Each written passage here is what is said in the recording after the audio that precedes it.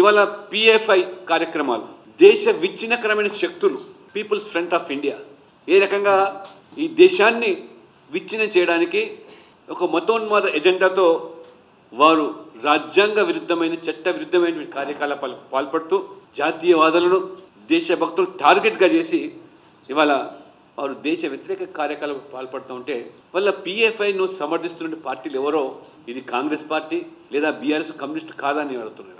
అదే రకంగా ఇవాళ బంగ్లాదేశ్ నుంచి చొరబాటుదారులుగా వచ్చినటువంటి రోహింగ్యాలు హైదరాబాద్లో కూడా వేల సంఖ్యలో ఇవాళ మరి మజ్లిస్ ఆశ్రయంతో వాళ్లకు స్థావరాలు ఏర్పాటు చేసి అటు వెస్ట్ బెంగాల్లో హైదరాబాద్లో కేరళలో అనేక ప్రాంతాల్లో రోహింగ్యాలు దేశ ప్రజల యొక్క హక్కులను అధికారులను కాలరాస్తూ వారు ఇవాళ ఆధార్ కార్డులు పొంది అన్ని రకాల ప్రభుత్వం యొక్క సదుపాయాలు సౌకర్యాలు పొందుతూ చివరికి ఓటర్లుగా ఏ రకంగా ఈరోజు ఓటు బ్యాంక్ రాజకీయాల్లో పావులుగా మారి ఏ రకమైనటువంటి ఇవాళ అస్తిత్వానికి ఇవాళ అరాచకాలకు మరి తెరలేపుతున్నటువంటి రోహింగ్యాలను సమర్థిస్తున్నటువంటి బాహాటంగా కాంగ్రెస్ పార్టీ ఈ కమ్యూనిస్ట్ బీఆర్ఎస్ కాదని అడుగుతున్నారు.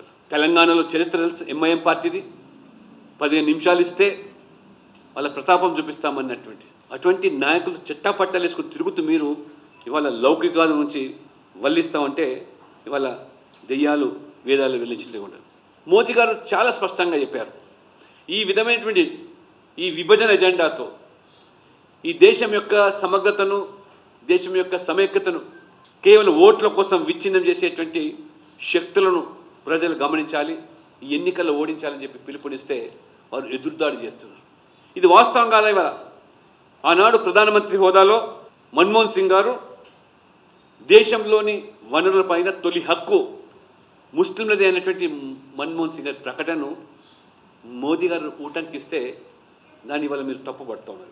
అంతటితో కాదు, ఈ కాంగ్రెస్ యొక్క హిడెన్ ఎజెండా ఆనాడు కాంగ్రెస్ పార్టీ ఎంపీగా లేదా రిటైర్డ్ ఒక చీఫ్ జస్టిస్గా కొనసాగిన రంగనాథన్ మిశ్రా గారు వారు చేసే సిఫార్సులు ఏమిటి దేశ ప్రజలు తెలంగాణ ప్రజలు ఒకసారి మీరు గమనించాలి. ముస్లింలు కూడా షెడ్యూల్ క్యాస్ట్ జాబితాలో చేర్పించాలి, ఎస్సీ జాబితాలో ముస్లింలు కూడా చేర్చాలని సిఫార్సులు. ముస్లింలకు ప్రభుత్వ ఉద్యోగాల్లో ప్రత్యేకంగా 15% రిజర్వేషన్లు కల్పించాలి. ఓబీసీ రిజర్వేషన్లు ఏవైతే ఇవాళ కొనసాగుతున్నాయో అందులో కూడా ముస్లింలలో కూడా బీసీలు ఉన్నారు. మత ప్రాతిపదికన వారికి ప్రత్యేకంగా ముస్లిం బీసీలకు 6% రిజర్వేషన్లు ఇవ్వాలని సిఫార్సు చేసినటువంటి పార్టీ కాంగ్రెస్ పార్టీ. ఇవాళ మీరు ఆశ్చర్యపోతారు, కొన్ని రాష్ట్రాల్లో 100% ముస్లిమ్స్ ఇవాళ బీసీ జాబితాలు చేర్పించి బీసీల యొక్క వాటాలు తన్నుకొని పోతూ ఉంటే బీసీల యొక్క హక్కులు కాలరాస్తూ ఉంటే ఇవాళ బీసీలు ఉద్యమిస్తూ ఉంటే నరేంద్ర మోడీ గారు ఈ రకంగా మరి మతాన్ని పేరు మీద ఓట్ల కోసం ఈ రకంగా మరి దేశం విచ్ఛిన్నమయ్యే పరిస్థితికి దారితీస్తుందంటే వారు దాన్ని విమర్శ చేస్తున్నారు.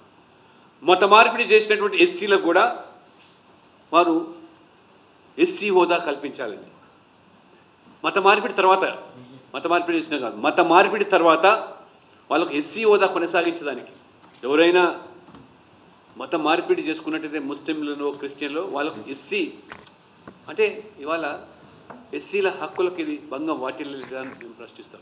అంటే బార్ల తలుపులని తెరవమంటున్నారా మత మార్పిడిల కోసం అని చెప్పి మేము ప్రశ్నిస్తూ ఉంటే దాని మతం రంగు పొలిమి మీరు ఏ రకంగా మరి ప్రజలు తప్పుదో పట్టిస్తారు. ఈ రకంగా దేశం యొక్క వనరులో మొదటి హక్కు మరి ముస్లింలకు నేను మాటలు చూస్తూ ఉంటే అంటే మోదీ గారు పేదరికం గురించి మాట్లాడుతున్నారు. పేదరికానికి కులం లేదు, మతం లేదు. ఎవడు పేదవాడైతే వాడు కులంతో నిమిత్తం లేదు, మతంతో నిమిత్తం లేదు. ఇవాళ మోదీ ప్రభుత్వ సంక్షేమ పథకాలు దేశవ్యాప్తంగా కూడా మైనార్టీలు ఏ వివక్ష లేకుండా పొందుతున్నటువంటి పాలన ఇవాళ మోదీ గారి పాలన. బీజేపీ పాలిత రాష్ట్రాల్లో కూడా ఉత్తరప్రదేశ్తో సహా అనేక సంక్షేమ పథకాలు కార్యక్రమాలు ఏవైతున్నాయో అందులో మరి మైనార్టీలు అనే వివక్ష లేకుండా పేదవాడే కాబట్టి ఆ పేదవాడిలో ఎక్కువ సంఖ్యలో మైనార్టీ లబ్ధి పొందినా ఇవాళ ఏమాత్రం కూడా వివక్ష లేదు. ఇది భారతీయ జనతా పార్టీ పాలన.